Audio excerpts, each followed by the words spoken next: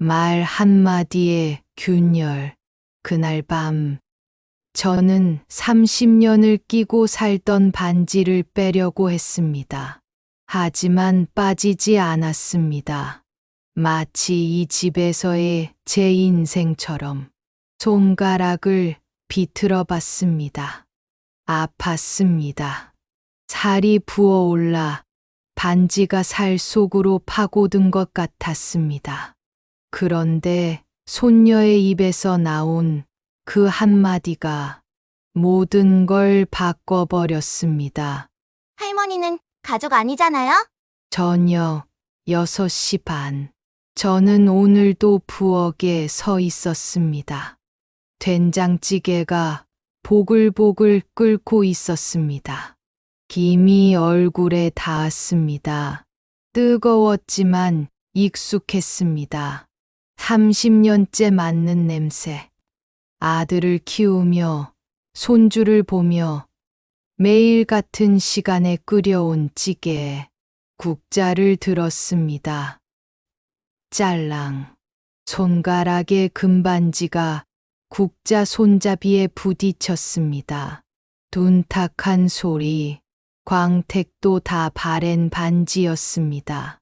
남편이 죽고 30년.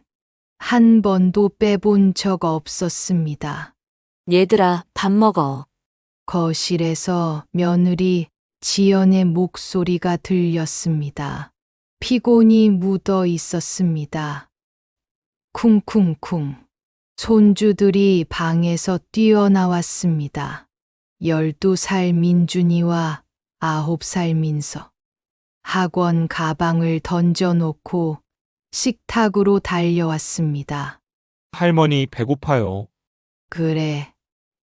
앉아라. 저는 국그릇을 챙겼습니다. 하나, 둘, 셋, 넷. 제 것은 가장 나중에 가장 작은 그릇에 현관문이 열렸습니다. 다녀왔습니다. 아들 민수였습니다. 넥타이가 비뚤어져 있었습니다. 와이셔츠에는 땀 냄새가 배어 있었습니다. 눈 밑에 다크서클이 짙었습니다. 어서 와. 씻고 와. 네, 민수는 힘없이 대답하고 안방으로 들어갔습니다. 곧이어 지연도 들어왔습니다. 정장 차림이었습니다. 화장이 번져 있었습니다. 손에는 서류 가방. 무거워 보였습니다. 어머니 수고하셨어요. 건성이었습니다. 목소리에 온기가 없었습니다. 그냥 해야 하는 인사. 저는 알고 있었습니다. 밥 차렸다. 네, 지연은 소파에 주저앉으며 한숨을 쉬었습니다. 긴 한숨. 저는 그 한숨 소리를 들으며 밥을 퍼 담았습니다. 민수가 씻고 나왔습니다. 자, 앉아서 먹자. 가족들이 식탁에 둘러앉았습니다. 잘 먹겠습니다. 민수가 먼저 숟가락을 들었습니다. 아이들이 따라 먹기 시작했습니다. 저는 조용히 밥을 떠먹었습니다. 오늘 회사에서 팀장님한테 또 깨졌어. 민수가 한숨을 쉬며 말했습니다. 그래. 힘들겠네. 지연이 고등어 살을 발라주며 대답했습니다. 승진 누락되고 나서 계속 이래? 나도 오늘 과장님한테 혼났어. 서류 하나 잘못 올렸다고. 두 사람이 대화를 이어갔습니다. 저는 듣고만 있었습니다. 아니, 들을 수밖에 없었습니다. 말을 섞을 틈이 없었습니다. 아니, 정확히는 말을 섞으려 해도 대화는 늘 4명 사이에서만 오갔습니다. 엄마, 내일 학교에서 준비물 가져가야 돼요. 민서가 입에 밥을 가득 넣고 말했습니다. 알았어, 엄마가 사줄게. 지연이 대답했습니다. 그리고 덧붙였습니다. 근데 이번 숙제는 뭔데? 가족 그리기요. 우리 가족 그려서 내는 거. 아, 그래. 지연이 웃었습니다. 피곤한 미소였습니다. 그럼 아빠, 엄마, 오빠, 민서 그리면 되겠네. 근데 민서가 저를 힐끔 쳐다봤습니다. 그리고 말했습니다. 할머니까지 그리면 너무 많잖아요. 근데 할머니는 가족 아니잖아요? 쨍그랑 제 손에서 숟가락이 떨어졌습니다. 국그릇에 부딪혔습니다. 식탁 위에 갑자기 침묵이 내려앉았습니다. 공기가 무거워졌습니다. 귀가 멍했습니다. 가족 아니잖아요. 그 말이 귓속에서 맴돌았습니다. 지연이 민서의 머리를 톡 쳤습니다. 야, 그게 무슨 말이야? 근데 엄마가 예전에 그랬잖아. 할머니는 우리랑 성도 다르고 아빠의 엄마잖아. 민서야, 민수가 낮게 말을 끊었습니다. 아이는 입을 다물었습니다. 저는 천천히 숟가락을 집어들었습니다. 손이 떨렸습니다. 금반지가 식탁 조명 아래에서 희미하게 빛났습니다. 엄마가 그랬잖아. 아이의 말이 머릿속에서 울렸습니다. 할머니는 우리랑 성도 다르고. 민수가 입을 열었습니다.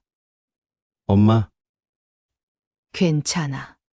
저는 웃었습니다. 억지로. 입꼬리를 올렸지만 떨리고 있다는 걸 느낄 수 있었습니다. 할머니 배부르다. 먼저 들어가 있을게. 민수가 뭔가 말하려 했지만 저는 이미 자리에서 일어나고 있었습니다. 뒤에서 지연의 목소리가 들렸습니다. 나지막했지만 또렷했습니다. 진짜 애 앞에서 그런 말하면 어떡해. 그 말에는 미안함이 없었습니다. 그저 귀찮음. 저는 방으로 걸어갔습니다. 복도가 길게 느껴졌습니다. 다리가 무거웠습니다. 방문을 닫았습니다. 탁. 소리가 작았습니다. 하지만 제 귀에는 크게 들렸습니다. 저는 이불 위에 주저앉았습니다. 손가락을 내려다 봤습니다. 금반지. 30년 전 남편이 끼워주던 날이 떠올랐습니다. 여보, 이 반지는 우리 사랑의 증표야. 평생 빼지 마. 평생 저는 지켰습니다. 남편이 죽고도 혼자 아들을 키우면서도 며느리에게 무시당하면서도 한 번도 빼지 않았습니다. 손가락을 비틀었습니다. 반지를 돌렸습니다. 아팠습니다. 살이 부어서 꽉 끼었습니다. 할머니는 가족 아니잖아요. 다시 그 말이 들렸습니다. 9살 아이의 입에서 나온 말. 하지만 그 말의 근원이 어디인지 저는 알고 있었습니다. 창밖을 바라봤습니다. 달빛이 희미하게 방 안을 비추고 있었습니다. 저는 반지를 만지작거렸습니다. 계속. 그날 밤, 저는 잠들지 못했습니다. 그 말 한마디가 머릿속에서 지워지지 않았습니다. 할머니는 가족 아니잖아요. 여행에서의 배제, 비행기표 4장, 호텔 예약 4명, 렌터카 4인승. 그리고 저는 없었습니다. 제주도 3박 4일 가족 여행. 하지만 그 가족에 저는 포함되지 않았습니다. 그 일이 있고 이틀이 지났습니다. 저는 여전히 매일 6시 반에 저녁을 준비했습니다. 손주들 학원 준비물을 챙겼습니다. 아무 일도 없었던 것처럼. 하지만 달랐습니다. 민서가 저를 피했습니다. 눈을 마주치지 않았습니다. 지현은 평소보다 더 말이 없었습니다. 그리고 민수는 제 눈을 보지 못했습니다. 수요일 저녁이었습니다. 저는 부엌에서 설거지를 하고 있었습니다. 거실에서 민수와 지연의 목소리가 들렸습니다. 작았습니다. 하지만 조용한 집 안에서는 또렷했습니다. 여보, 제주도 표 예매했어, 이번 주말. 지연의 목소리였습니다. 제 손이 멈췄습니다.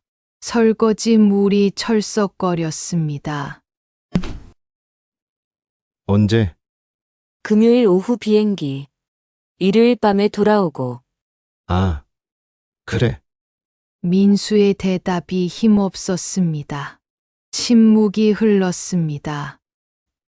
그리고 어머니는? 민수가 물었습니다. 제 심장이 쿵 내려앉았습니다. 귀를 기울였습니다. 설거지 물을 잠갔습니다. 숨소리만 들렸습니다. 제 숨소리. 어머니까지 가면 호텔방 하나 더 잡아야 하잖아. 지연의 목소리였습니다. 담담했습니다. 마치 당연한 일을 말하듯. 우리 회사 야근 수당으로 간신히 가는 거야. 그거 알지?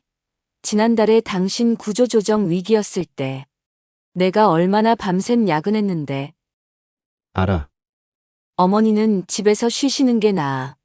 나이도 있으시고 비행기 타면 힘드시잖아. 민수가 아무 말도 하지 않았습니다. 그렇게 하자. 어머니한테는 내가 말할게. 지연의 목소리가 가까워졌습니다. 저는 황급히 설거지를 다시 시작했습니다. 물이 철썩거렸습니다. 손이 떨렸습니다. 어머니, 뒤에서 지연의 목소리가 들렸습니다. 저는 천천히 돌아봤습니다. 응, 저희 이번 주말에 애들 데리고 제주도 갔다 올게요. 웃고 있었습니다. 하지만 눈은 웃지 않았습니다. 그래, 좋겠다. 얼마나 가니? 3박 4일이요. 그럼 나는 말을 잇지 못했습니다. 지연이 먼저 말했습니다. 어머니는 집에서 편히 쉬세요. 비행기 표도 4장밖에 안 샀고 호텔도 그렇고요. 편히 쉬세요. 그 말에는 온기가 없었습니다. 그냥 귀찮음. 저는 고개를 끄덕였습니다. 그래, 잘 다녀와라. 네. 지연이 돌아섰습니다. 저는 다시 설거지를 했습니다. 물이 뜨거웠습니다. 손이 빨갛게 익어갔습니다. 하지만 느껴지지 않았습니다. 금요일 오후, 저는 거실에 서 있었습니다. 현관 앞에는 캐리어 4개가 놓여 있었습니다. 민수가 짐을 정리하고 있었습니다. 지연이 아이들 옷을 챙겼습니다. 민준이와 민서가 신이 나서 뛰어다녔습니다. 바다 가요. 바다! 민서가 소리쳤습니다. 조용히 해. 할머니 쉬시잖아. 지연이 민서를 나무랐습니다. 할머니, 그 단어가 이상하게 들렸습니다. 저는 구석에 서서 지켜봤습니다. 민수가 캐리어를 끌었습니다. 바퀴가 바닥을 긁는 소리가 났습니다. 끼익끼 귀에 거슬렸습니다. 어머니, 저희 다녀올게요. 민수가 현관에서 말했습니다. 저를 보지 못했습니다. 그래, 조심해서 다녀와. 저는 웃었습니다. 억지로. 할머니, 다녀올게요. 민서가 손을 흔들었습니다. 민준이는 제 눈을 보다가 고개를 돌렸습니다. 뭔가를 눈치챈 것 같았습니다. 잘 다녀와라. 현관문이 열렸습니다. 쿵쿵쿵. 캐리어가 현관문 턱을 지나는 소리가 들렸습니다. 그리고 탁 문이 닫혔습니다. 저는 그 자리에 서 있었습니다. 한참을 아래층에서 차 시동 거는 소리가 들렸습니다. 부르릉. 차가 출발했습니다. 소리가 점점 멀어졌습니다. 그리고 침묵. 저는 거실을 둘러봤습니다. 텅 비어 있었습니다. 소파에 민서의 인형이 떨어져 있었습니다. 식탁 위에는 민준이의 게임기 충전기가 있었습니다. 저는 소파에 앉았습니다. 시계를 봤습니다. 오후 3시, 3시간이 지났습니다. 6시, 전화가 오지 않았습니다. 아무도 연락하지 않았습니다. 잘 도착했어요. 한마디도 없었습니다. 저는 냉장고를 열었습니다. 불빛이 얼굴을 비췄습니다. 반찬이 가득했습니다. 김치, 나물, 조림, 볶음, 전부 제가 만든 것들이었습니다. 가족을 위해 만든 것들. 하지만 이제 먹을 사람이 없었습니다. 냉장고 문을 닫았습니다. 저는 방으로 돌아갔습니다. 이불 위에 앉았습니다. 창밖을 봤습니다. 해가 지고 있었습니다. 하늘이 주황빛이었습니다. 아름다웠습니다. 하지만 저는 그 아름다움을 느낄 수 없었습니다. 손가락의 반지를 만지작거렸습니다. 빙글빙글 돌렸습니다. 나는 이 집에서 필요 없는 사람이구나. 그 생각이 들었습니다. 처음으로, 아니, 처음은 아니었습니다. 늘 어렴풋이 알고 있었습니다. 하지만 인정하고 싶지 않았습니다. 이제는 인정할 수밖에 없었습니다. 저는 장롱을 열었습니다. 깊숙한 곳, 서랍 맨 아래 비닐 봉투가 있었습니다. 꺼냈습니다. 안에는 통장들이 들어 있었습니다. 5권. 저는 하나씩 펼쳤습니다. 농협 4천만 원, 우체국 2,500만 원, 신협 3천만 원, 새마을금고 2천만 원, 농협 적금 1,500만 원, 합계 1억 3천만 원, 30년 동안 모은 돈이었습니다. 한 푼, 두 푼, 재봉틀을 돌리며 아침 일찍 시장에 나가 옷을 팔며 손이 부르트도록 일하며 모은 돈, 아들을 위해, 손주들을 위해 그렇게 모았습니다. 하지만 이제는 알았습니다. 이 돈이 누구를 위한 것인지. 저는 통장을 하나하나 만졌습니다. 종이가 바스락거렸습니다. 낡았습니다. 표지가 해졌습니다. 첫 페이지를 펼쳤습니다. 입금 내역 10만 원, 20만 원, 5만 원. 매달 조금씩, 정말 조금씩 그렇게 모았습니다. 눈물이 났습니다. 뚝, 통장 위에 떨어졌습니다. 번졌습니다. 저는 통장을 가슴에 안았습니다. 그리고 결심했습니다. 이제는 나를 위해 결정하자. 빈집 안에서 제 목소리만이 울렸습니다. 이제는 나를 위해 작았습니다. 하지만 확고했습니다. 밤이 깊어갔습니다. 저는 통장을 다시 봉투에 넣었습니다. 그리고 베개 밑에 두었습니다. 내일 은행에 가야겠다고 생각했습니다. 하지만 아직은 확신이 서지 않았습니다. 정말로 이럴 수 있을까? 정말로 이래도 되는 걸까? 손가락을 봤습니다. 금반지가 형광등 불빛에 희미하게 반짝였습니다. 저는 반지를 쓰다듬었습니다. 차가웠습니다.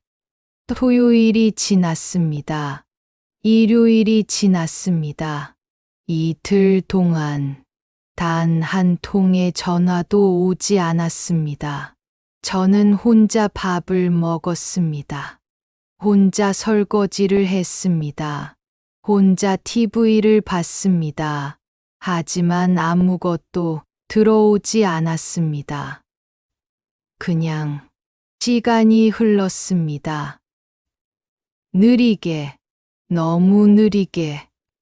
일요일 밤, 현관문이 열렸습니다. 다녀왔습니다. 민서의 목소리였습니다. 저는 방에서 나갔습니다. 왔니? 재밌었어? 네, 바다에서 수영했어요. 민서가 신나서 말했습니다. 저를 봤습니다. 하지만 금방 시선을 돌렸습니다. 민수와 지연이 짐을 끌고 들어왔습니다. 둘 다 피곤해 보였습니다. 하지만 행복해 보였습니다. 어머니, 저희 왔어요. 지연이 건성으로 인사했습니다. 그래. 밥은 배불러요. 공항에서 먹었어요. 그래. 저는 고개를 끄덕였습니다. 민수가 짐을 방에 들고 갔습니다. 아이들이 뛰어갔습니다. 지연이 소파에 주저앉았습니다. 그리고 아무도 저에게 말을 걸지 않았습니다. 여행 이야기도, 사진도, 아무것도 나누지 않았습니다. 저는 투명 인간이었습니다. 저는 다시 방으로 들어갔습니다. 문을 닫았습니다. 베개 밑에서 통장을 꺼냈습니다. 꼭 쥐었습니다. 그리고 다짐했습니다. 내일 은행에 간다. 반드시 통장과 서류 꺼내기. 1억 3천만 원. 30년 동안 한 푼, 두 푼 모은 돈. 하지만 그날 저는 그 돈의 주인이 누구인지 다시 생각했습니다. 저는 장롱을 열었습니다. 깊숙한 곳, 서랍 맨 아래 비닐 봉투를 꺼냈습니다. 통장 5권, 하나씩 펼쳤습니다. 농협 4천만 원, 제 봉투를 밤새 돌려번 돈. 25살 때부터 모았습니다. 손가락에 바늘이 수없이 찔렸습니다. 지금도 손끝이 거칠습니다. 우체국 2,500만 원, 남편 보험금, 장례 치르고 남은 돈, 한 푼도 쓰지 않았습니다. 신협 3천만 원, 민수대학 등록금 남은 돈, 4학년 때 250만 원이 모자랐습니다. 저는 한겨울 새벽 3시부터 시장에 나가 옷을 팔았습니다. 석 달 동안 동상이 걸렸습니다. 지금도 겨울이면 손가락이 저립니다. 새마을 금고 2천만 원, 민준이와 민서가 태어났을 때부터 모은 돈, 농협 적금 1,500만 원, 이 집에 들어와 산 3년 동안 모은 돈, 이 돈이 정말 저들을 위한 거였을까? 철커덕 현관문이 열렸습니다. 엄마, 민수였습니다. 저는 황급히 통장을 봉투에 넣었습니다. 앞치마 안에 숨겼습니다. 왔니? 회사 서류 좀 가져가려고요. 민수가 서재로 향했습니다. 이마에 땀이 맺혀 있었습니다. 넥타이가 비뚤어졌습니다. 민수야. 네. 저는 아들의 눈을 봤습니다. 너 엄마가 가족이라고 생각하니? 민수의 얼굴이 굳었습니다. 무슨 말씀이세요?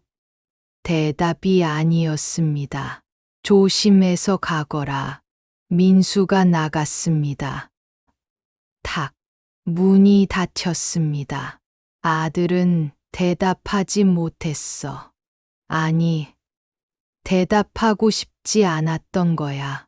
저는 통장을 가방에 넣었습니다. 외출복을 입었습니다. 은행에 가야 했습니다. 버스를 탔습니다. 15분 후 은행 앞에 도착했습니다. 자동문이 보였습니다. 열렸다 닫혔다를 반복했습니다. 저는 그 앞에 섰습니다. 발이 떨어지지 않았습니다. 이 문을 들어가면 돌이킬 수 없어. 박순덕? 뒤에서 누군가 제 이름을 불렀습니다. 옛 친구의 등장. 영자야, 최영자. 50년 만이었습니다. 진짜 순덕이 맞네. 여기서 뭐 해? 목이 메었습니다. 눈물이 났습니다. 커피 한잔 할까? 카페로 갔습니다. 아메리카노 2잔. 김이 피어올랐습니다. 저는 모든 것을 털어놓았습니다. 민서의 말, 여행 배제, 돌잔치 날 사진에서 빠진 것, 지연의 유산 위기 때 2달간 간병한 것, 민수 등록금, 결혼 자금, 이 집에서의 3년, 영자는 말없이 들었습니다. 언니 돈으로 복수하려고? 가슴이 찔렸습니다. 복수가 아니야. 나를 위해서야. 그건 복수야, 언니. 영자가 제 손을 잡았습니다. 그렇게 하면 언니만 더 슬퍼질 거야. 그럼 어쩌라고? 떠나. 하지만 미움을 안고 떠나지는 마. 영자의 눈빛이 따뜻했습니다. 존엄을 지키면서 떠나. 언니는 잘못한 게 없어. 이제는 언니를 위해 살아도 돼. 존엄. 그 단어가 가슴에 스며들었습니다. 언니 기억나? 우리 20살 때 뒷산에서 밤 주우러 다니던 거. 기억하지. 언니가 밤송이에 찔렸을 때 내가 손수건으로 묶어줬잖아.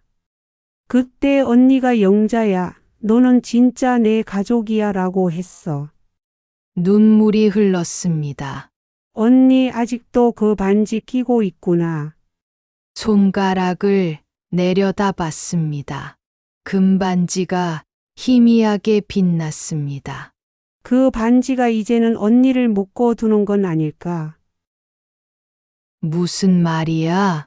언니는 그 반지를 끼고 30년을 살았어. 혼자서. 아들을 위해. 그런데 이제는 언니를 위해 살아야 할 때가 온 거 아닐까? 영자가 미소 지었습니다. 고향집 기억나? 아직 있어. 거기서 새로 시작하는 건 어때? 고향. 그 단어만으로 가슴이 뛰었습니다. 혼자 혼자라도 존엄하게 사는 게 낫지. 가족이란 이름으로 무시당하는 것보다. 그래. 미움이 아니라 존엄. 복수가 아니라 자유. 며느리의 눈치. 목요일 오전. 저는 은행에 갔습니다. 장구에서 상담을 받았습니다. 연금 형식으로 받으시려면 상담원이 설명했습니다. 저는 몰랐습니다. 누군가 저를 보고 있다는 것을. 지연의 친구 한수진이었습니다. 그녀는 곧바로 전화를 걸었습니다. 지연아, 너희 시어머니 은행에서 봤는데 통장 정리하시는 것 같더라. 통장 정리요? 응, 표정이 심각하시던데 무슨 일 있는 거 아니야? 지연은 조퇴했습니다. 저녁 6시. 현관문이 거칠게 열렸습니다.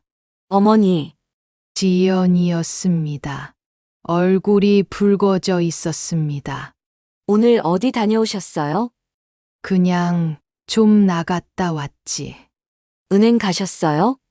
날카로웠습니다. 제 친구가 봤거든요. 어머니가 통장 정리하시는 거. 저는 아무 말도 하지 못했습니다. 그 돈 어디 쓰시려고 그래요? 내 돈인데. 당연히 어머니 돈이죠. 지연이 소리쳤습니다. 근데 저희한테 말도 없이 왜 그러세요? 저희가 얼마나 힘들게 사는데요. 남편이랑 저랑 매일 야근하면서 애들 학원비 대느라 허리 휘는데 어머니는 집에만 계시면서 돈은 꼭꼭 숨기시네요. 집에만 있다고? 누가 밥 해주고, 애들 채우고, 손주들 교육비는 생각도 안 하세요? 나는 언제 그 돈 너희 준다고 했니? 그럼 뭐 하시려고요? 어머니 나이가 몇인데 혼자 쓰시게요? 지연이 비웃었습니다. 요즘 노인 사기 많잖아요. 보이스피싱 아니에요? 그런 거 아니야. 그럼 말씀 좀 하시라고요. 저희도 알 권리 있잖아요. 철커덕. 현관문이 또 열렸습니다. 민수였습니다. 무슨 일이야? 당신 어머니가 통장 정리하신대. 1억이 넘는 돈을. 민수의 얼굴이 창백해졌습니다. 엄마, 진짜예요? 그렇다. 솔직히 말씀드릴게요. 지연이 한 발 다가섰습니다. 그 돈은 결국 우리 애들한테 갈 돈이잖아요. 어머니도 아시잖아요. 결국 돈이구나. 저는 방으로 들어갔습니다. 걱정 마라. 이상한 데 안 쓴다. 문을 닫았습니다. 하지만 이미 결심했어. 떠날 시간이야. 아들의 간청. 금요일 밤 11시. 저는 짐을 꾸리고 있었습니다. 작은 캐리어 하나, 옷가지 몇 벌, 사진첩, 통장, 그리고 반지. 똑똑. 엄마. 나야. 들어가도 돼? 민수였습니다. 들어와 민수가 캐리어를 받습니다. 얼굴이 굳었습니다. 엄마. 그리고 갑자기 툭 무릎을 꿇었습니다. 뭐 하는 거야? 엄마. 미안해요. 아들이 무릎을 꿇었어. 일어나렴. 제가 잘못했어요. 지연이가 너무 심하게 말했어요. 엄마는 우리 가족이에요. 당연히 가족이죠. 일어나라고. 근데 엄마, 그 돈만은, 심장이 철렁했습니다. 그 돈은 우리 애들한테 줘야죠. 엄마도 손주들 사랑하시잖아요. 너는 지금 뭘 말하는 거니? 엄마, 저희 진짜 힘들어요. 회사에서 구조조정 얘기 나오고, 애들 학원비만 월에 200 넘게 나가요. 전세 자금도 올려야 하고, 그래서 내 돈을 달라고? 엄마는 여기서 편하게 사시면 되잖아요. 편하게. 여기서? 민수야. 엄마가 여기서 몇 년 살았니? 3년이야. 3년 동안 엄마가 행복했던 날이 며칠이나 될까? 엄마, 너는 지금 엄마한테 무릎 꿇은 게 아니야. 네, 돈한테 무릎 꿇은 거야. 침묵이 흘렀습니다. 나가봐라. 민수가 일어났습니다. 비틀거렸습니다. 문이 닫혔습니다. 저는 화장실로 갔습니다. 거울을 봤습니다. 72살의 여자가 있었습니다. 비누를 꺼냈습니다. 손가락에 발랐습니다. 반지를 천천히 돌렸습니다. 아팠습니다. 살이 쓸렸습니다. 하지만 계속 돌렸습니다. 그리고 또 반지가 빠졌습니다. 손바닥 위에 올려놓았습니다. 가벼웠습니다. 너무 가벼웠습니다.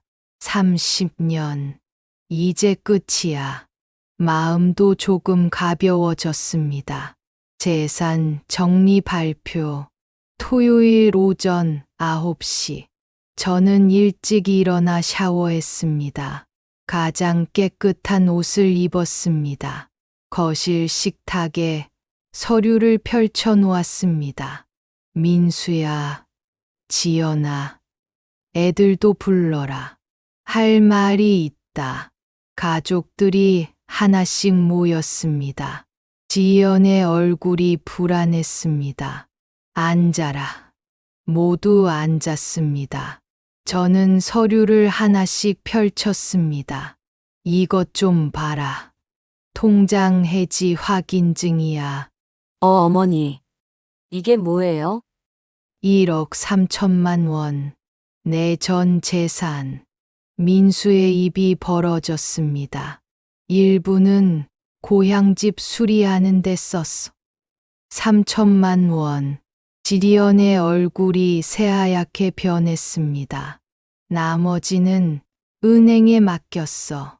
연금으로 받기로 했지. 어머니, 이게 무슨 짓이에요? 지연이 소리쳤습니다. 내 돈 내가 쓰는 게 무슨 짓이니? 우리 애들 교육비는요? 집 이사는요? 그건 너희가 알아서 해. 어머니가 왜 멋대로 처분해요? 상해. 내가 언제부터 너희한테 상의 받는 사람이었니? 민수가 침묵했습니다. 민수야, 너는 아무 말도 없니? 엄마 어떻게? 어떻게 이럴 수 있냐고? 저는 천천히 말했습니다. 너희는 나를 당연하다고 생각했어. 밥 해주는 것도, 애들 봐주는 것도, 나중에 돈 주는 것도. 가족은 당연한 게 없어. 가족은 함께 있다고 가족이 아니야. 서로를 가족이라고 느껴야 가족이지. 근데 너희는 나를 가족이라고 느낀 적 있니? 아무도 대답하지 못했습니다. 민서가 울먹였습니다. 할머니, 제가 그때 한 말 때문에 아니야. 민서야, 내 잘못이 아니야. 넌 엄마 말을 따라한 것뿐이야. 지연이 변명했습니다. 저도 힘들었어요. 나도 힘들었어. 네. 나도 힘들었다고. 30년 전에 남편 잃고 혼자 아들 키웠어. 재봉틀 돌려서 밤낮으로 일했지. 그때 누가 나한테 힘들죠? 한마디라도 해줬니? 나는 내일 아침에 떠날 거야. 고향으로. 엄마, 어디로? 내가 태어난 그 집으로. 혼자 어떻게 살아요? 너희랑 사는 것보다는 혼자 사는 게 나아. 엄마, 배웅은 안 해도 돼. 그냥 잘 살아라. 저는 방으로 돌아갔습니다. 뒤에서 지연이 우는 소리가 들렸습니다. 하지만 돌아보지 않았습니다. 고향으로의 귀향. 일요일 새벽 5시. 저는 조용히 집을 나섰습니다. 마지막으로 집 안을 둘러봤습니다. 3년을 살았지만 한 번도 내 집이라고 느껴본 적 없었습니다. 버스터미널로 향했습니다. 버스에 올랐습니다. 도시의 불빛이 멀어졌습니다. 해가 떠올랐습니다. 저는 가방에서 반지를 꺼냈습니다. 손 안에 있었습니다. 이제 집착이 아니야. 추억이지. 3시간 후. 버스는 작은 마을에 도착했습니다. 공기가 달랐습니다. 흙냄새, 풀냄새. 순덕이 왔구나. 영자였습니다. 포옹했습니다. 눈물이 났습니다. 고생했어, 언니. 좁은 시골길을 따라 걸었습니다. 10분 후 작은 집이 나타났습니다. 제가 태어난 집, 깨끗하게 수리되어 있었습니다. 문을 열었습니다. 햇살이 마루를 비췄습니다. 작지만 따뜻했습니다. 어때? 마음에 들어? 좋아. 여기서 새로 시작하는 거야.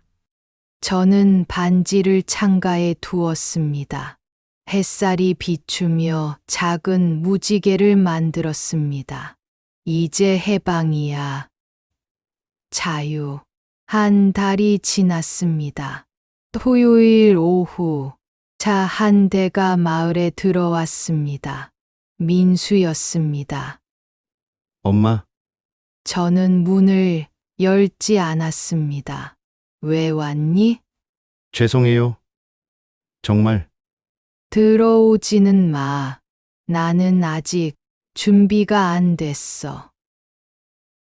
네, 하지만 언젠가는 문을 열어줄게. 그러니까 기다려.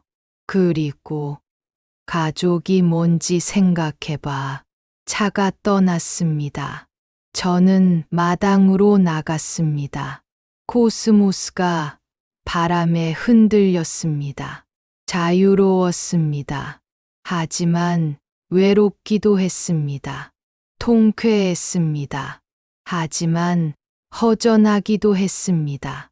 그래도 후회는 없었습니다. 손가락의 반지 자국은 아직 남아 있었습니다. 하지만 매일 조금씩 흐려지고 있었습니다. 곧 사라질 것입니다. 그리고 그때쯤이면 저는 완전히 자유로워질 것입니다. 나는 이제 자유야. 그리고 저들은 돈보다 훨씬 큰 것을 잃었다는 걸 알겠지.